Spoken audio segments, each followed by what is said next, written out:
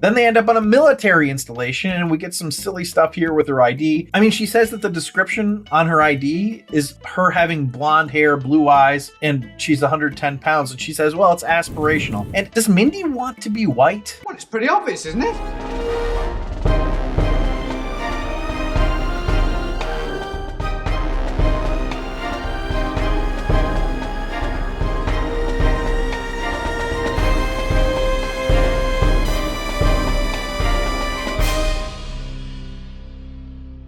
Welcome back to another episode of The Rank. I'm John, and today we're going to be ranking the next episode of the Mindy Project. Now, for those of you who are new to the show, or for some reason have forgotten and are long-time listeners, I'm going to give you the agenda. First, we start with the potent notables, which are just a couple interesting facts or tidbits that I found out about the episode or series. Then I do the episode overview, which is just where I talk about everything that happened in the episode from beginning to end. Then I do the rank, the namesake of the show, where I rank the episode on a scale of 1 to 5, 1 being the worst, 5 being the best, all to find out what is the best sitcom of all time. So we take a sitcom, we rank every single episode, we average out the rankings, and that gives us the series ranking. Now today, we're going to be ranking the 14th episode of the second season of the Mindy Project called The Desert, written by Tracy Wigfield and Mindy Kaling, and directed by Marco Farnioli. Now if you're enjoying these episodes, or you're just a fan of the Mindy Project and enjoy consuming content about it, please consider subscribing and or following, like, comment. You can email me at info@therankpodcast.com. Send your suggestions, comments, questions, whatever. I will respond to you. If you're super duper enjoying it, please consider becoming a patron on our Patreon site at patreon.com/therankpodcast. Now, just so you know,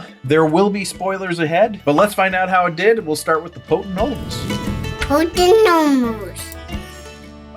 So the 14th episode of the second season aired Tuesday, January 21st, 2014. Some good news for Mindy. It had a pretty significant increase in viewership this week. The unfortunate part is that the entire Fox Tuesday lineup had a significant increase as well. And Mindy's increase was actually the smallest of the lineup, going from 2.5 million viewers last week to 3 million this week. Now, it dropped 800,000 viewers from its New Girl lead-in, and Brooklyn Nine-Nine was easily the best of the night for Fox, getting 4.5 million viewers. Now, as for competition, it got a lot closer to beating Trophy Wife on ABC, which only had 400,000 more than Mindy. It beat Supernatural by that exact same amount, 400,000, as well, which got 2.6 million viewers. NBC's The Biggest Loser had 6.7 million viewers. Now, why did all these shows suddenly do so much better? Well, CBS had reruns of NCIS and NCIS Los Angeles this week, and amazingly, they still beat everyone. NCIS Los Angeles won the time slot with 10.4 million viewers, and NCIS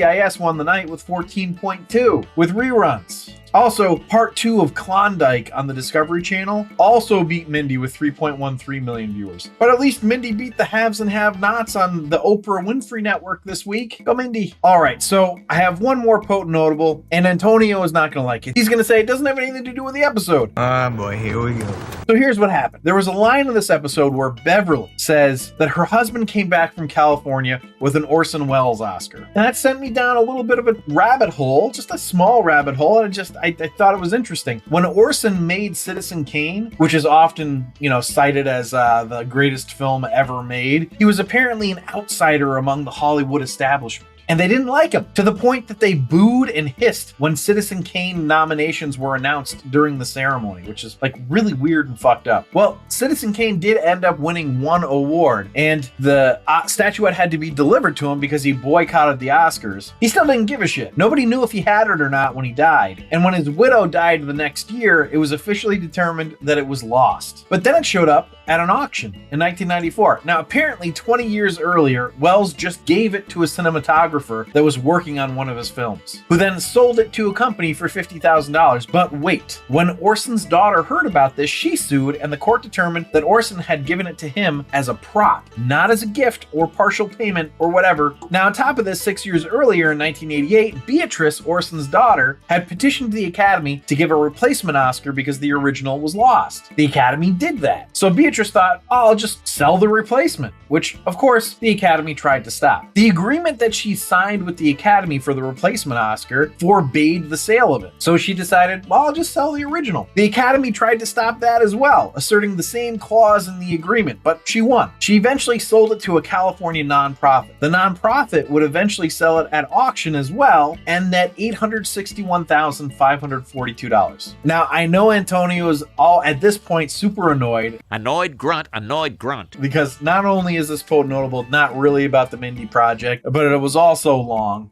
But I found it fascinating. So could you all do me a favor and just prove me right with Antonio? No one will. In the comments or via email or something, just say that this was a fun, potent, notable. And they don't all have to be specifically about the episode or show. Just, you'd be doing me a solid. Anyway, that was the last potent, notable. Let's go to the episode overview. It's interesting, this episode started out kind of blah for me. Then it ended up with Danny kissing Mindy, and then it was immediately bumped up, for me anyway. I was actually really excited. It's sort of interesting that they had the kiss happen while she wasn't with Cliff, but it also happened only like a day or two after they broke up. But I'm jumping ahead, let's talk about the episode. We start off with Mindy trying to win Cliff back. Actually, the whole episode is her trying to win Cliff back. She gets inspired after watching Gone with the Wind, of all things, to go home and get him back. So she changes her flight to an earlier flight and is telling Danny about it, but Danny wants her to come with him to meet his dad. Obviously, this is something Mindy would normally absolutely want to do, but she says no because she has to get back to Cliff. But she still asks Danny for a ride to the airport, and at this point, Danny comes up with the idea of kidnapping her, which is pretty fucked up, Danny. Now we're going to jump over to the B story real quick, which is kind of just the other part of the A story because it's essentially Cliff's side of everything. Now it's seen through the lens of Peter and Morgan, who are inexplicably back from LA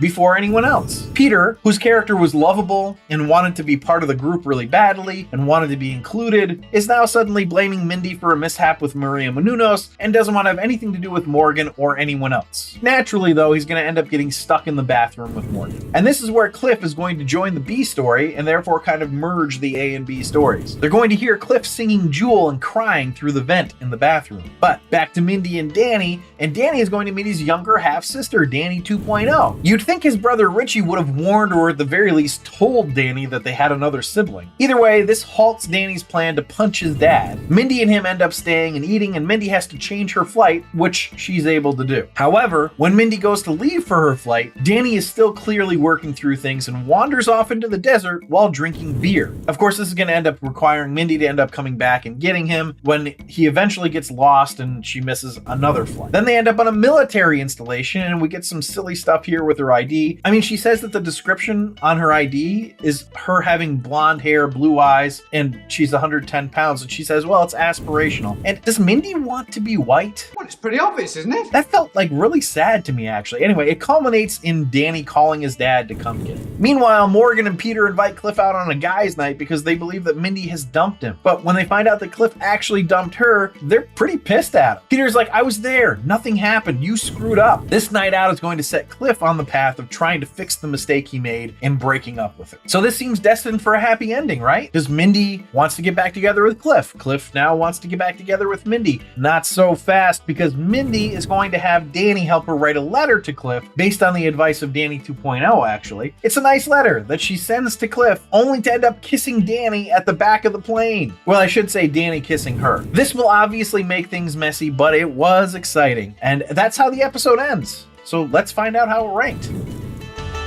A rank.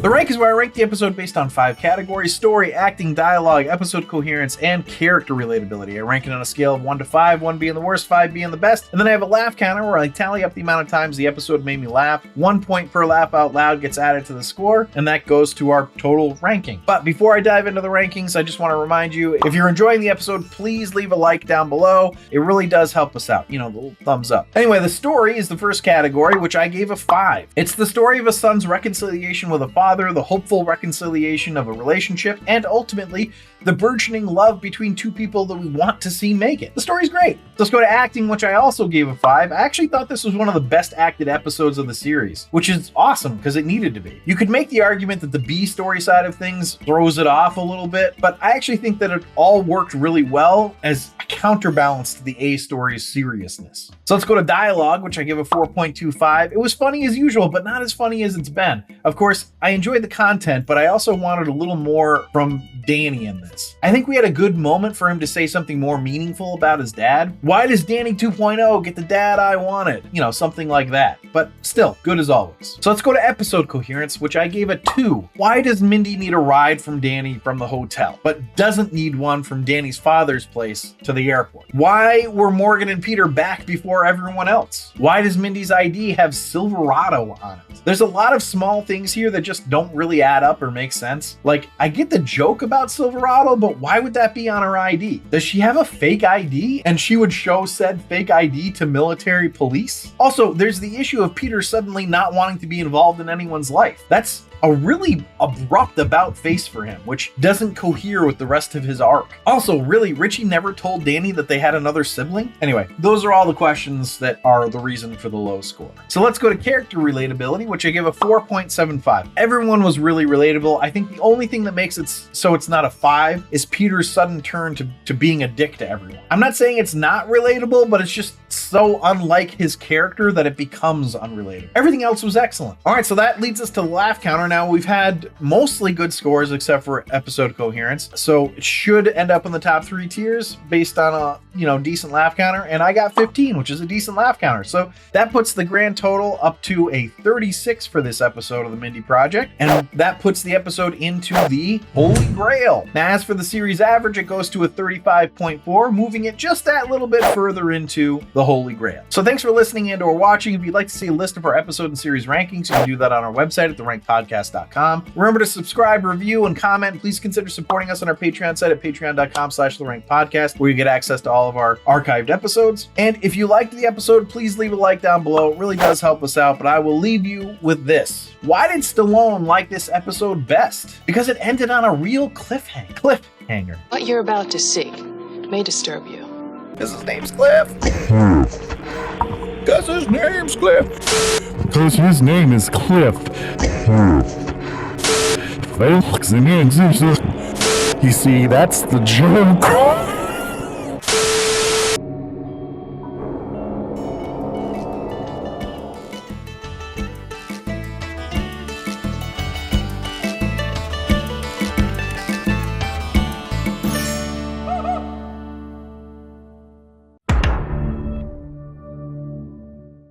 Well, Citizen Kane did end up winning one award, and when the statuette was delivered to him because he boycotted the show. Cut!